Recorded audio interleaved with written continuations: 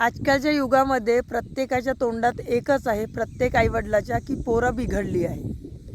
तर मला सांगा, पोरं बिघडण्याला कारणीभूत कोण आहे? आपण जेव्हा लहान होतो, आपण जेव्हा लहानाचे मोठे झालो, तेव्हा गरिबी होती आपल्या वेळेस.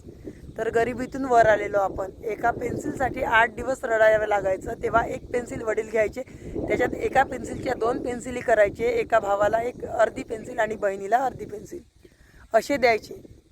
तेव्हाच आपल्याला इतके चांगले संस्कार मिळाले. पण आत्ताच्या पोरांना, आत्ताचे पोरं बघा कशी आहेत.